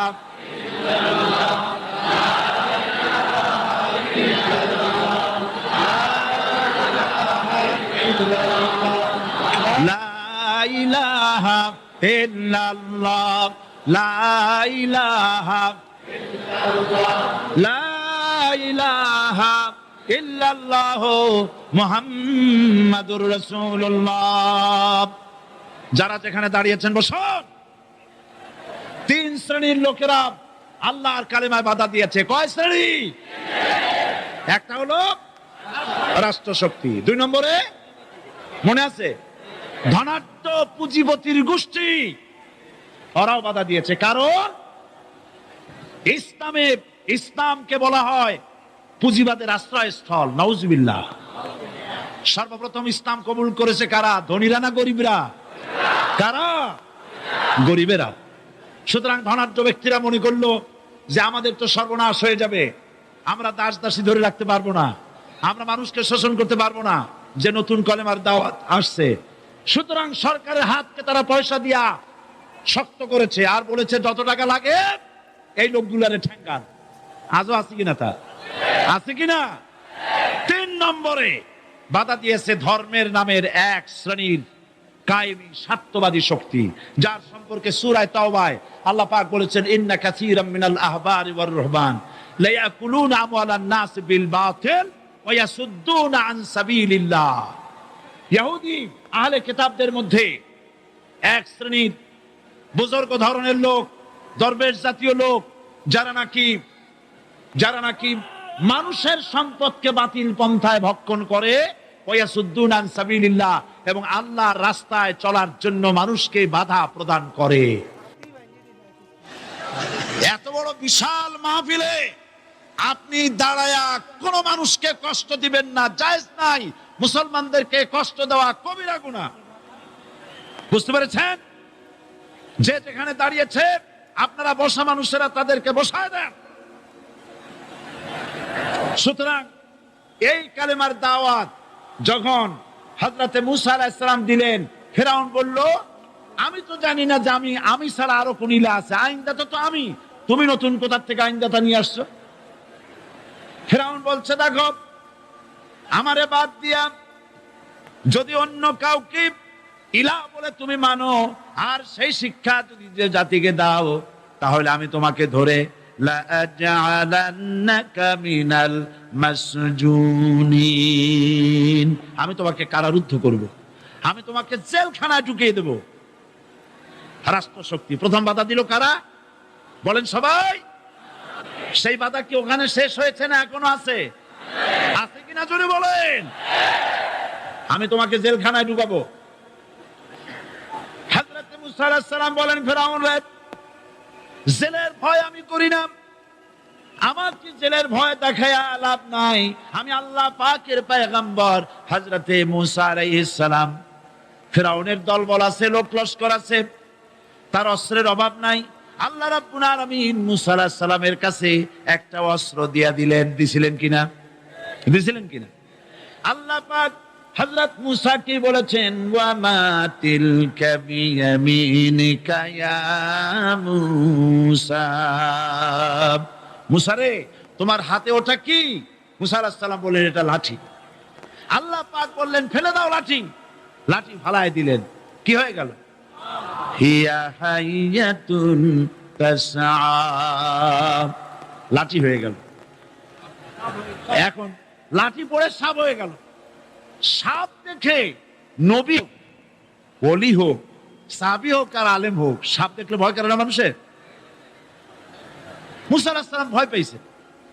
আল্লাহ রাব্বুল আলামিন হযরত মুসাকে শোনায় দিলেন, খুযহা ওয়া লা তাখাফ সানুঈদুহা সিরাতাহাল উলা, খুব ধরো, লা তাখাফ, ভয় পেও না। আল্লাহ বলছেন ধরো, ভয় পেও না। ধরার সঙ্গে সঙ্গে স্বাভাবিক অবস্থায় ফিরে আসবে, আবার লাঠি হয়ে যাবে। এখন আল্লাহ বলছেন ধরো, মুসা আলাইহিস সালাম কি ভয় পাওয়া উচিত হবে? উচিত হবে? মুসা আলাইহিস সালাম কি ভয় পাইছিলেন? কারণ হচ্ছে এই দুশমনের শক্তিটা খুব বড়ই দেখা যায়, মনে হয় যেন অনেক বড়, কি জানি কি। আল্লাহ পাক বলছেন ইন্না কাইদাশ শায়তানে কানা দাঈফা, শয়তানের চক্রান্ত যতই তুমি মনে করো অনেক ষড়যন্ত্রের জাল বিস্তার হয়ে আছে, আল্লাহ কয় কিছুই না, দাঈফা, অত্যন্ত দুর্বল। আল্লাহ পাক বললেন ধরো, মুসা আলাইহিস সালাম সাপ ধরলেন, সঙ্গে সঙ্গে লাঠি হয়ে গেল। ফিরআউন বরদাস্ত করলো না, রাষ্ট্রশক্তির পক্ষ থেকে আক্রমণ। অপরাধ কি? মুসা আলাইহিস সালামের অপরাধ কি? কি অপরাধ? মাশাআল্লাহ, বুঝতে পেরেছেন। অপরাধ হচ্ছে তিনি বলেছেন লা ইলাহা, জোরে বলেন লা ইলাহা ইল্লাল্লাহ। এই কালেমাকে আজ আমরা ভিক্ষার বুলি বানাইছি। এটা হলো সার্বভৌমত্বের বুলি, এটা হচ্ছে আল্লাহ পাকের সার্বভৌমত্বের কথা। আজ আমরা মানুষের কাছে আমরা শুনি, মানুষেরা ভিক্ষা চায়, লা ইলাহা ইল্লাল্লাহ, এক মুঠ চাউল দেন, লা ইলাহা ইল্লাল্লাহ 10 খান পাই দেন। এই হচ্ছে কালেমার জিকির। আবার কেউ কেউ জিকির করতেছে লা ইলাহা আস্তে, ইল্লাল্লাহ জোরে, এমন জোরে কলব সাফ করে, কলব তাতে থাকলেও পারে, গেলেও পারে। এই কালেমার জার, এর আঘাত পয়গম্বররা মেরেছেন। হযরত মুসা আলাইহিস সালাম যখন বলেছেন লা ইলাহা ইল্লাল্লাহ, এই ধাক্কা ফিরআউন বরদাস্ত করতে পারে নাই। দরিয়ায় নীলের ভিতরে আল্লাহ পাক ডুবাইয়ে শেষ করে দিয়েছেন, দেন নাই? হযরত মুসা আলাইহিস সালাম তার উম্মতেরা দরিয়ার পাশে বসে দ্বীনি কথাবার্তা বলতেছেন। এমন সময় ফিরআউন, তার শত্রু হচ্ছে মুসা আলাইহিস সালাম। শত্রু কেন? মুসা কি ফিরআউনের পাকা ধানে মই দিয়েছে নাকি? বলেন আপনারা। তার হালের গরু পিটায় মারছে নাকি? অপরাধ হলো তিনি আল্লাহর জমিনে আল্লাহর আইন প্রতিষ্ঠার কথা বলেছেন। এই শুধুমাত্র এই অপরাধে ফিরআউন তার দলবল নিয়ে 3 দিক থেকে আক্রমণ করেছে। মুসা আলাইহিস সালামের উম্মতেরা ভয় পেয়ে গেছেন। তারা বলছেন ইন্না লামুদরাকুন, আমরা পাকা হয়ে গেছি। 3 দিকে সারাশি আক্রমণ, 3 দিকে শত্রু, একদিকে দরিয়া, পালাবার রাস্তা আছে? হযরত মুসা আলাইহিস সালাম ভয় পেয়ে গেলেন, সারেন্ডার করলেন না। হযরত মুসা আলাইহিস সালাম বললেন কাল্লা, কখনো নয়, ভয় পাওয়ার কোনো কারণ নাই। রব্বি সায়াহদিন, অবশ্যই আমার রব আমার জন্য রাস্তা করে দিবেন। ভয় পাইও না, আমার রব রাস্তা করে দিবেন। আল্লাহ রাব্বুল আলামিন হযরত মুসা আলাইহিস সালামকে অর্ডার করলেন, হাতের লাঠি দিয়া দরিয়ার উপরে আঘাত করো। হযরত মুসা আলাইহিস সালাম দরিয়ার উপর আঘাত করলেন। রাস্তা ছিল দরকার একটার, এক বাড়িতে আল্লাহর হুকুমে লাঠি দিয়ে একটি আঘাত করার সঙ্গে সঙ্গে হযরত মুসার তার সঙ্গী সাথী দরিয়া পার, দরিয়ার মধ্যে দিয়ে আল্লাহ 12টা রাস্তা পয়দা করে দিলেন। সে আল্লাহ আছে না নাই? এত আসতে বলেন কেন? ভয় পাওয়ার কারণ আছে? রাষ্ট্র শক্তি বাধা দিয়েছে সমস্ত নবীদেরকে। কেন? নবীদের চরিত্র খারাপ? জোরে বলেন, নবীদের চরিত্র খারাপ? নবীদের চাইতে মাসুম বেগুনাহ উন্নত চরিত্রের মানুষ আল্লাহর আকাশের নিচে জমিনের উপরে আর হয় নাই। তোমরা যে সামনে তাদের পিছনে দৌড়াও, অমুকের সৈনিক, নেতা নেতা করে মরো, এইসব নেতা যাদের পিছনে দৌড়াও, এই নেতাগুলি, আমি জিজ্ঞেস করি আপনাদেরকে, এই নেতাগুলি জীবনে একবারও জেনা করে নাই, এ ব্যাপারে অনুসারীরা আপনারা কি নিশ্চিত? মিথ্যা কথা জীবনেও কয় নাই, প্রতারণা করে নাই, ঠাট্টা করে নাই, বিদ্রুপ করে নাই, মদ খায় নাই, মানুষ হত্যা করে নাই। কিসের নেতা? নেতা হচ্ছেন সেই ব্যক্তি যিনি বলেছেন, ও আমার স্ত্রীরা, ও আমার সাহাবীরা, রাতের আধারে আমার মধ্যে যা আচরণ দেখতে পাও, দিনের আলোতে আমার মধ্যে যা দেখতে পাও, সবগুলি খুলে খুলে মানুষের কাছে বলে দাও। তার নাম বিশ্বনবী মুহাম্মদ রাসূলুল্লাহ সাল্লাল্লাহু আলাইহি ওয়াসাল্লাম।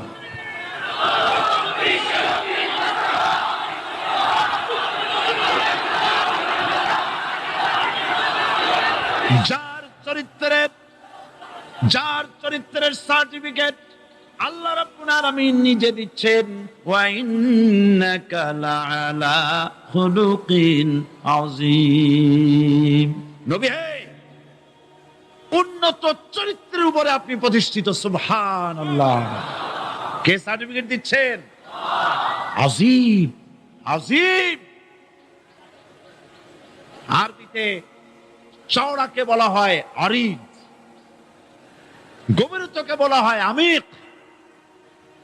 কত প্রশস্ত, যা মাপার কোনো ফিতা নাই, কত গভীর, যা মাপার কোনো যন্ত্র নাই, এইটাকে আরবিতে বলা হয় আজিম। সুবহানাল্লাহ বলতে ইচ্ছে করে না? ও নবী, তোমার চরিত্র এমন যা মাপার মতো যন্ত্র পৃথিবীতে নাই।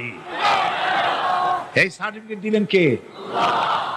সমস্ত নবীরাই চরিত্রবান, নবীরা মাসুম বেগুনাহ। সুবহানাল্লাহ ওয়া বিহামদিহি। সেই নবীরা মার খান নাই? খেয়েছেন কিনা বলেন? কারা মেরেছে? রাষ্ট্র শক্তি। কারা মেরেছে? কারণ নবীরা বলেছেন লা ইলাহা ইল্লাল্লাহ। পড়েন সবাই, লা ইলাহা ইল্লাল্লাহ। আপনিও যদি নবীদের মতো, সাহাবীদের মতো বুঝা এই কলেমার দাওয়াত দেন, বাধা আসবেই। বোঝাবুঝির ব্যাপার, বুঝতেই সারলো। কত মাহফিল হয় বাংলাদেশে, হয় না? কোনো বাধা নাই, ঠিক কিনা? কত পূজা হয়, পার্বণ হয়, গান হয়, থিয়েটার হয়, গুনাহগার বিবির গান হয়, কত কিছু হয়। কোনো বাধা আছে? তাফসীরের মাহফিলে বাধা। কারণ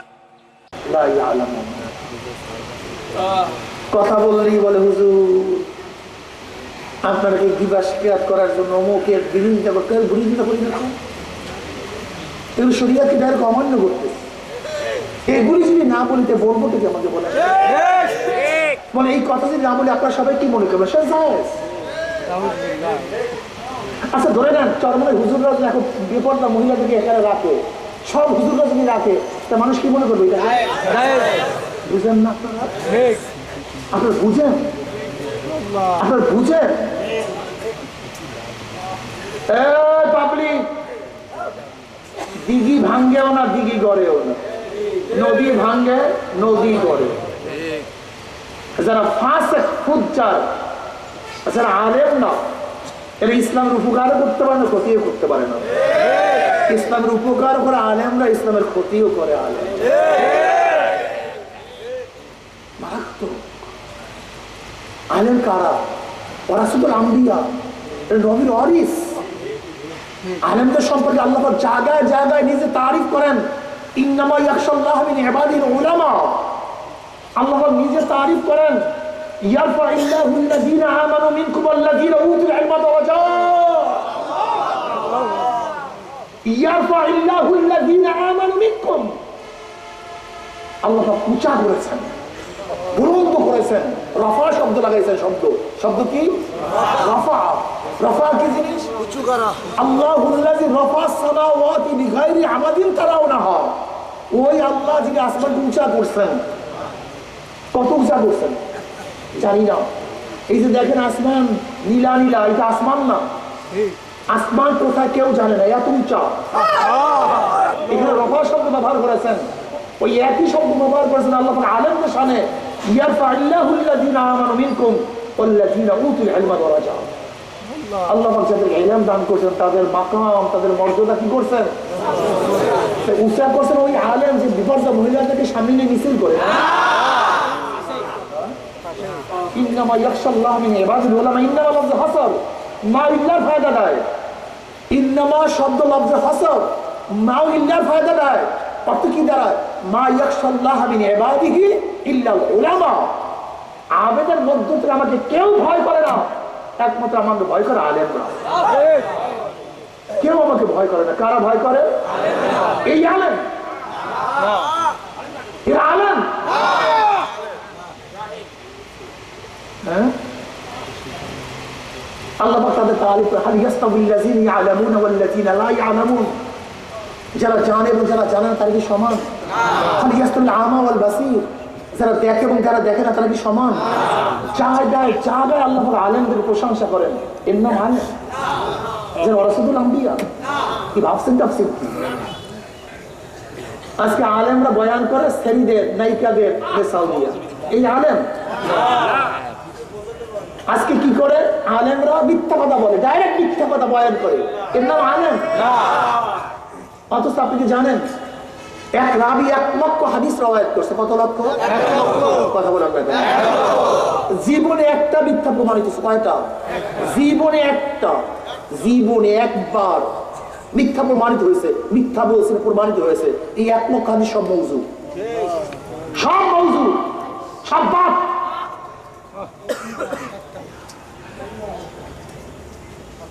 আর কিছু কিছু ফাসিক পোলাপান, স্কুল কলেজের পোলাপান, হাবিজাবি পোলাপান, দাড়ি নাই, মুছ নাই, টুপি নাই, সব করতে চায়, আকাম বিকাম সব করবে। আবার কিছু বয়ানের মধ্যে শয়তানি করতে চায়, হাসবে, লাফাইবে। এরা এদের মাধ্যমে আজকে কি করতেছে? হাসান হুজুর, নাচান হুজুর, সিনেমার কথা বলেন, নায়কদের কথা বলেন, নায়িকাদের কথা বলেন, গান শুনান, মিথ্যা কথা বলেন। অথচ একটা জীবনে মিথ্যা প্রকাশিত হইলে তার হাদিস সব বরবাদ। আর এরা জায়গায় জায়গায় মিথ্যা কথা বলে, সামনে মিথ্যা কথা বলে, একশো মিথ্যা বলে। বিশাল আল্লাহ, কোথায় যাবো বলেন? কথা চলে গেছে অন্যদিকে, মনে অনেক ব্যথা, মনে কিছু ভেঙে যায়, খুব কঠিন। সব সব সব সব ইরবাজ রাদিয়াল্লাহু ফরমান, আবু দাউদের মধ্যে রওয়ায়াত আছে। এই হাদিসটা খুব ভালো মতো মনে রাখবেন, আল্লাহর রাস্তায় আমি বারবার বলছি হাদিসটা। ইরবাজ রাদিয়াল্লাহু ফরমান, নবী আলাইহিস সালাতু সাল্লাল্লাহু বিনা রাসূলুল্লাহ সাল্লাল্লাহু আলাইহি ওয়াসাল্লাম, নবী আলাইহিস সালাতু ওয়াসাল্লাম নামাজ পড়লেন। নবী আলাইহিস সালাতু আমাদের সাথে ফিরছেন, বয়ান করা শুরু করলেন, নসিহত করা শুরু করলেন। ইরবাজ রাদিয়াল্লাহু ফরমান, এমন নসিহত, এমন বয়ান, জারাফাত মিনহাল উয়ুন ওয়া উযিলাত মিনহাল কুলুব, এমন বয়ান, বয়ানে আমাদের চোখের থেকে পানি বাইরে গেছে। তাই নবীর ওয়াজে কি বেরিয়ে গেছে? চোখের থেকে পানি। আর আমাদের ওয়াজে এখন টানতেই রয়েছে।